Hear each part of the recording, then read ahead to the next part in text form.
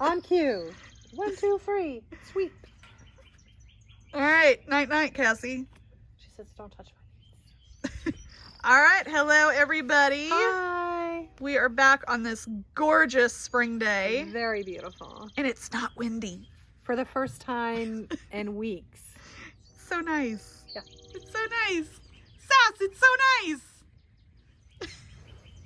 All right, let's answer some questions. Our Question away. first question is from Angela Sims. Hi, Angela.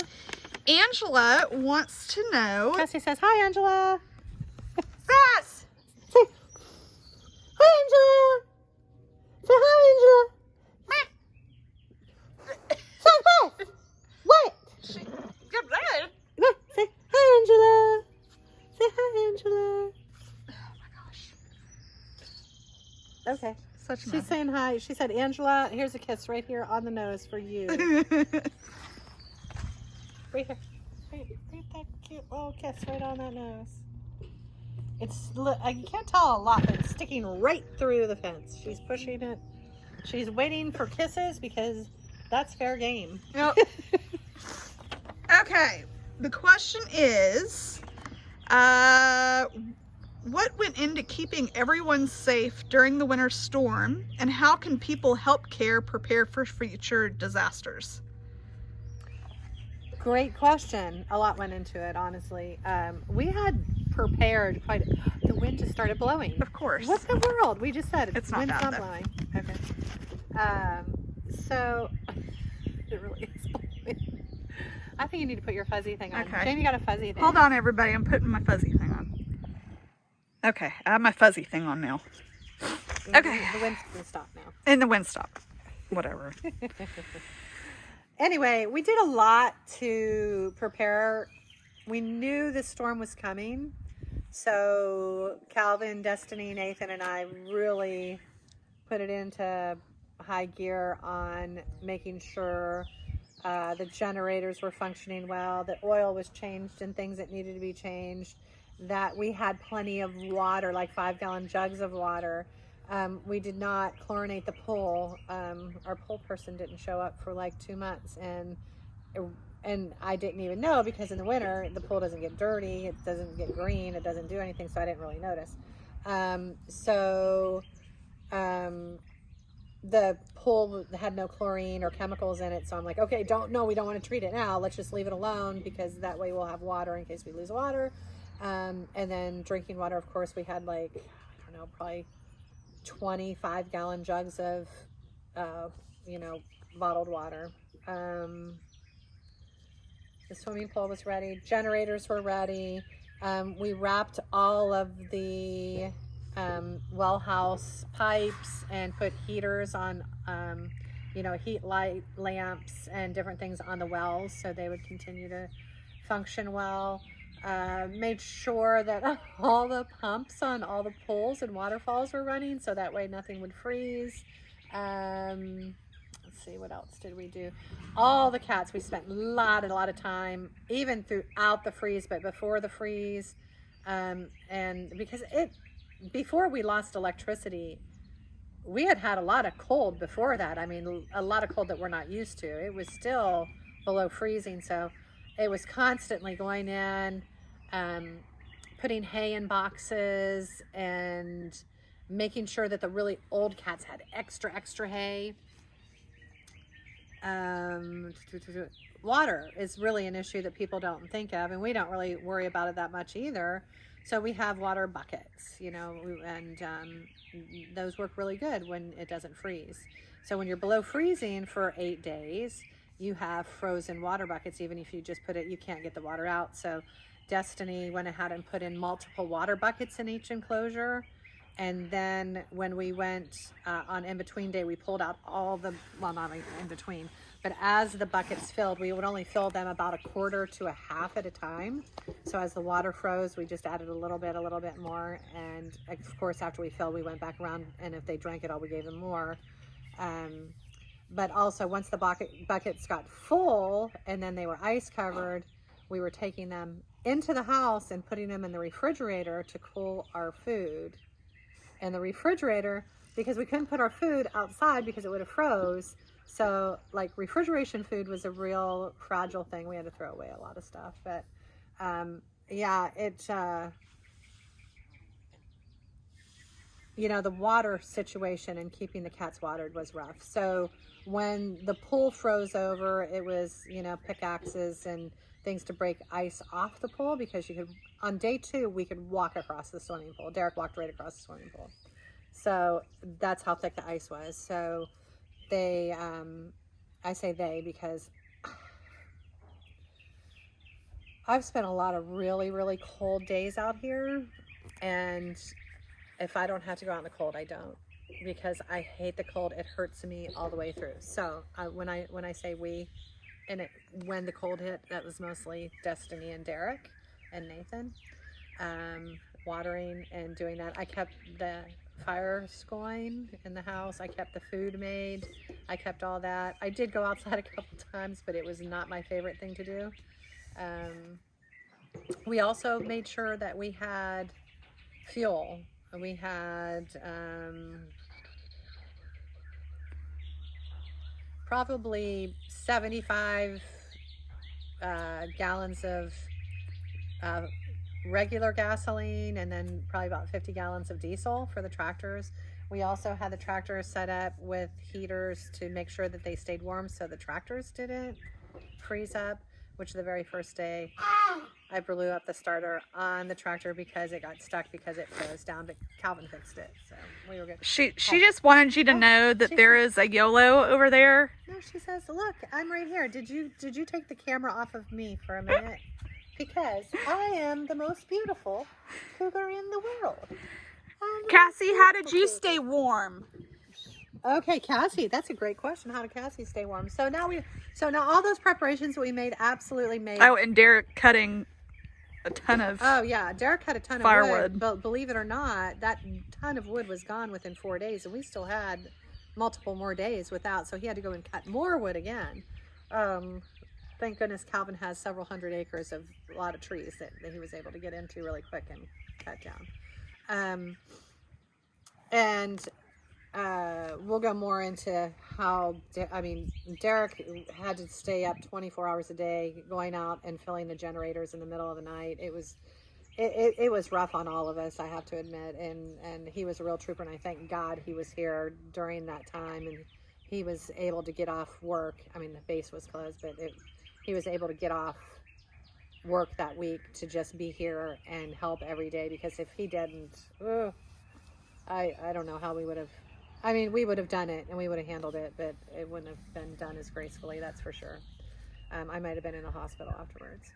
But as far as all of those preparations, they really did, like, a lot of them mattered. Of course, the hay for the animals, the extra water buckets, the swimming pool, having the fuel, getting the generators ready, all that stuff mattered. And I'm so glad that we did that ahead of time.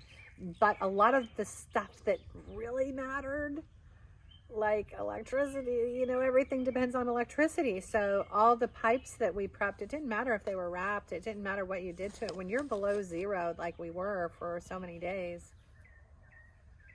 it just didn't matter. So all of our swimming pool pumps broke. All of our, on the waterfalls, like the Round Pen, Mika and Zara's, a lot of the, those type of things broke. The entire vet center had to send interns home. Now we're just me and Dustin and Nathan.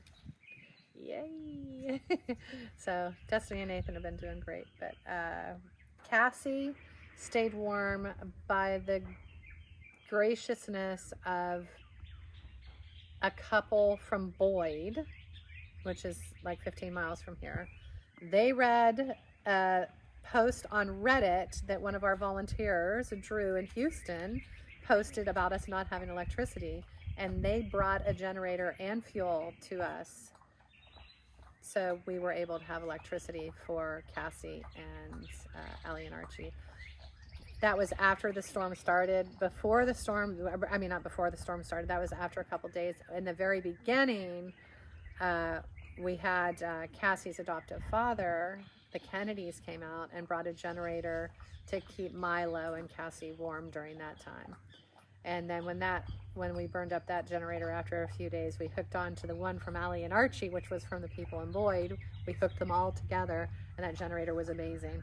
So we're definitely going to get more of those, because those can really heat or cool multiple enclosures. It was a bigger generator. The generator we had on the lemurs, on the other hand, it was a smaller one, and it was perfect for their house. It stayed warm the whole time. It wasn't hot, but it was warm in there. It was above 50 the whole time. So and that's the one we already had. Yeah, that was the one we already had. So who would have thunk it? So after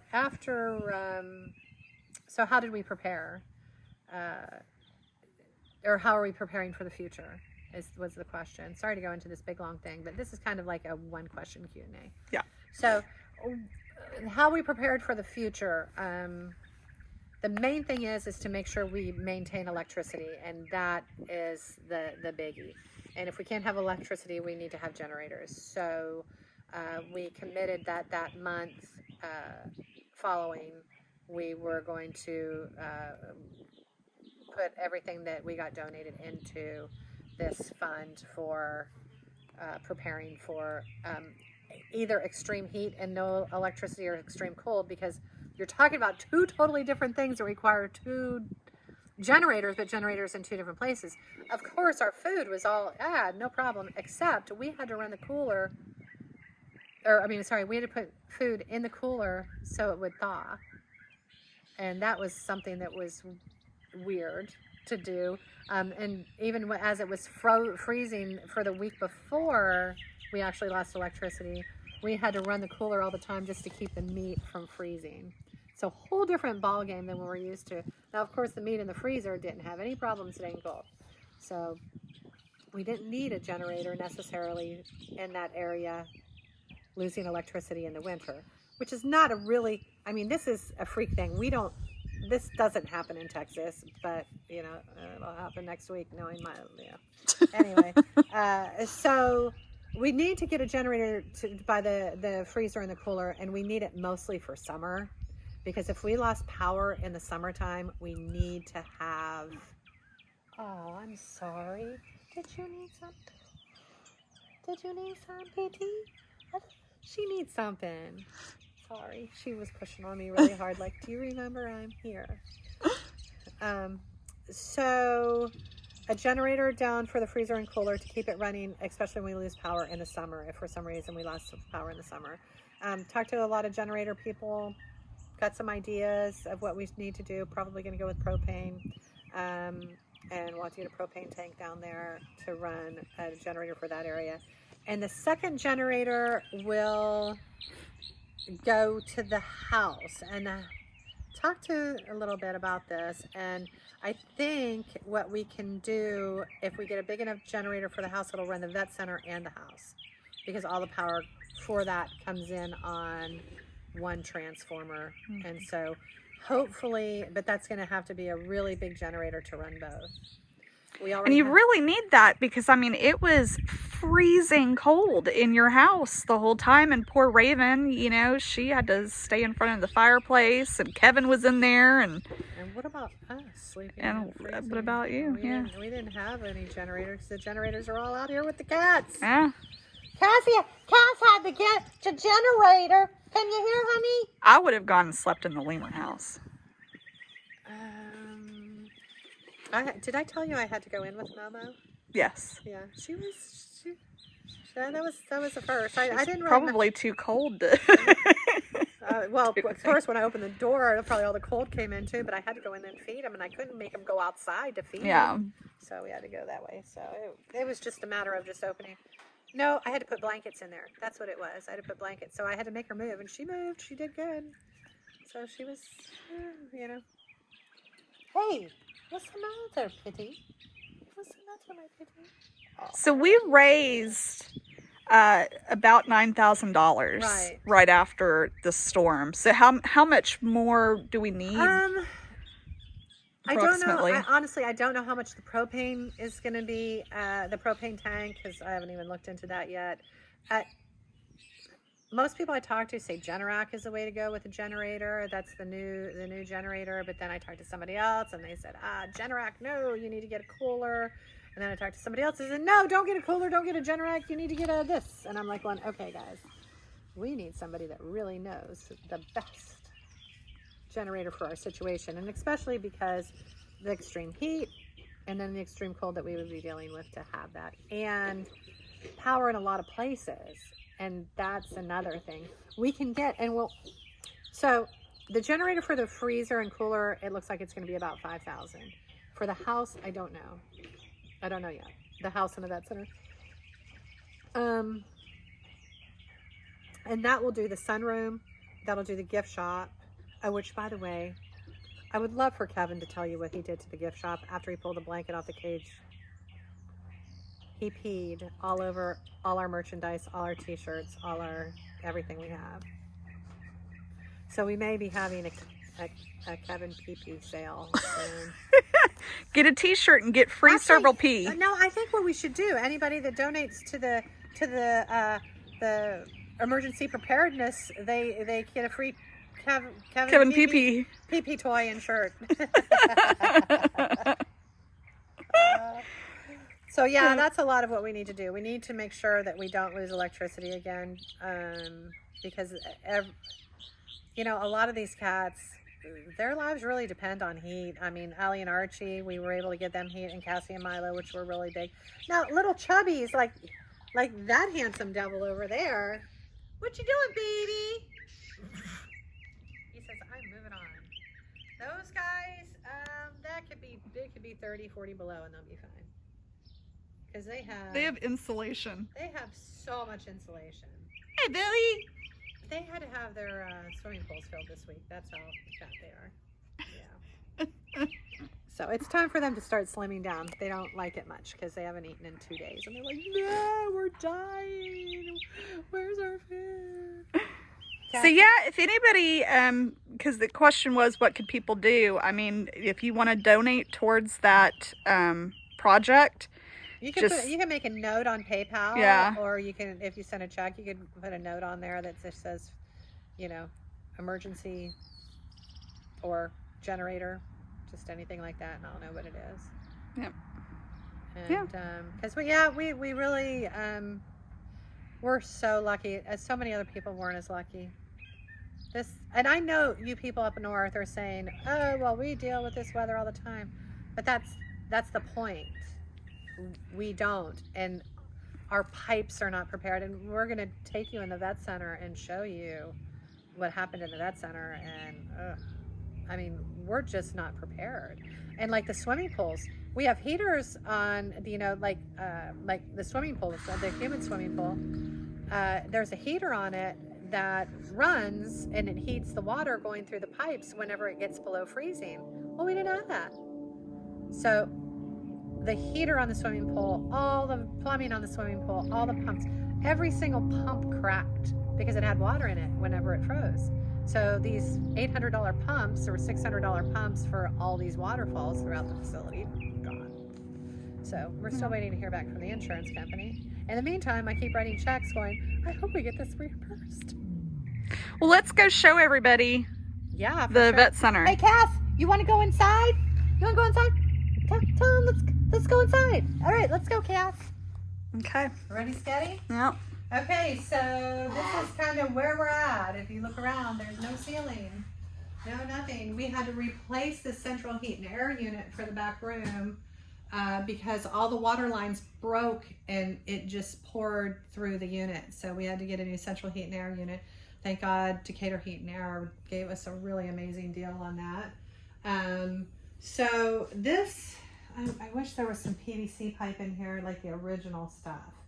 Because some of this is probably, this is what it looks like, a lot of it just little shards and pieces, a lot of it shattered. I think all that's pretty much hauled off. This is the last of it, so you can't really see. I think they cut most of this stuff. This might have been like the final stuff that was down inside the walls that was empty of water and didn't break. But literally shards of PVC pipe, no bigger than a foot long, just shattered everywhere. just shattered. So, and we're going to go ahead and vault the ceiling up when we do the redo here. And the reason being, we've been thinking a lot about a vet clinic versus not a vet clinic, and our Jamie's bright idea, which I think is a really good one, is just actually make this back into what it should have been in the first place, more of a vet clinic. So clean it up a lot, have the vaulted ceiling where there's ceiling fans, room for lighting in the ceiling, so if we have to do a procedure, there's a table, everything in here that we need. And then the front be the main keeper, and then main keeper area, and then build a new intern center. Be a lot cheaper than building a vet clinic. So just trying to think about money, thinking about the way things go. So the vaulted ceiling rather than the drop down ceiling is going to be a biggie. We have to replace all the cabinets eventually, but right now that didn't really happen because of the storm. It's just we need to replace those. So all the way through here, every room is empty. We've got Everything's been moved out and is currently in the barn. Yeah, everything's in the barn. So, and we had to make a lot of different accommodations because hole drops in the ceilings and different type holes in the walls. replace things, everything. And then what kind of pipe is being put in? PEX. It's this red and this stuff behind you. Up here, that's all PEX tubing, and PEX stands up to freezing temperatures. And then it's also going to be insulated, all of it. So it's going to be PEX, insulated PEX. So yeah, that's like a double. That's all the insulation. No, he was just like, I'm going to haul off the insulation. I said, anything that's not wet, you leave here because I'm going to put it back on top. He goes, you're already insulated. I said, I don't care. I want double insulation. In Texas, you can't have enough insulation. Yeah. So, I think they're going to start putting the ceiling in Monday, which I don't know what day this is going to show. So just this week. There are still seats. I'm sure people. Oh, can't keep on turning lights on. There's no electricity in here. There are still PVC pipes up here, but these are all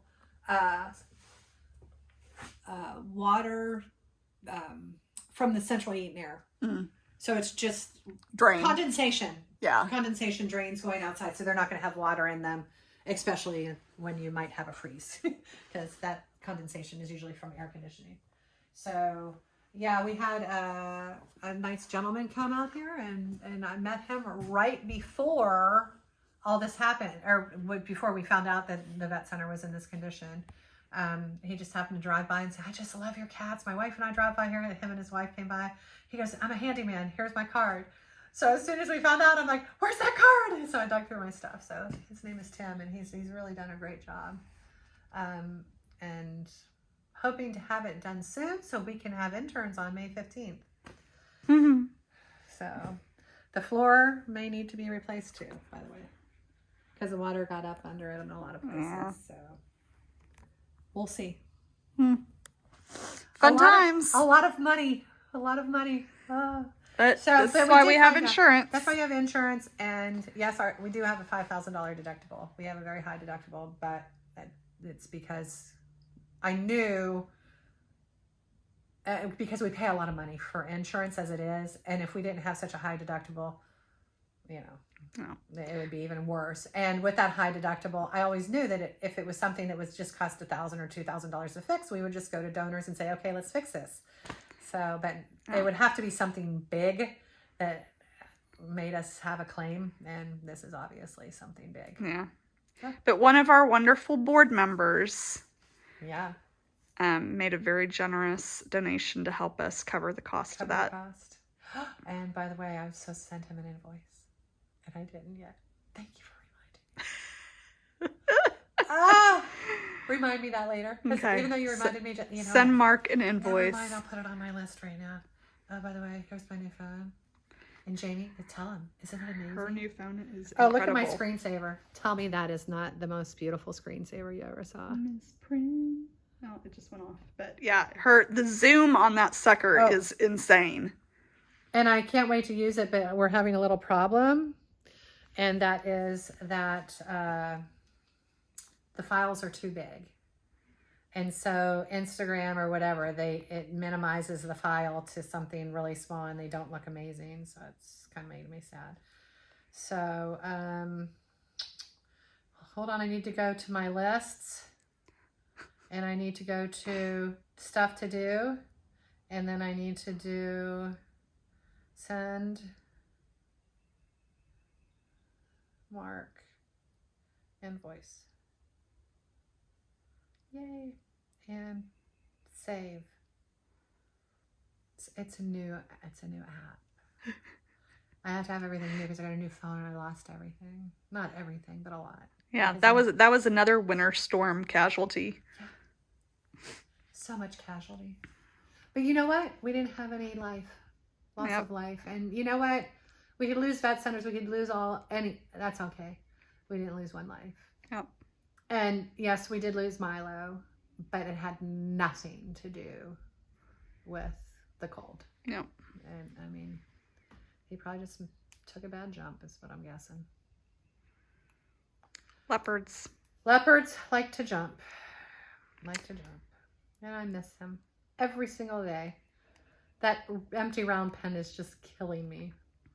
It's rough. Yeah, it is. So look who it is. It's okay. All right. Well, I think that's enough of this very long story. There's so many other things that we've done and improvements like everywhere. I mean, we've done so much. Like the whole barn is phenomenal.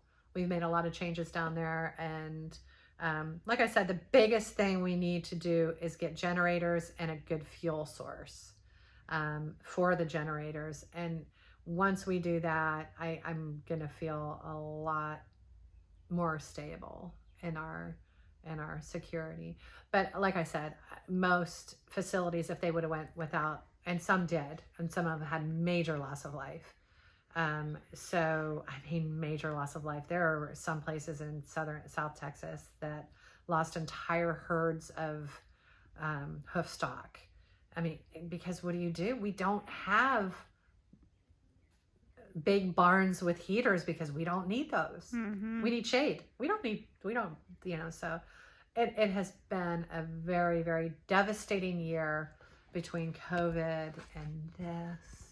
And then not like Furry Fiesta, they're not having that in person this year. So it's been a year of overcoming lots of stuff.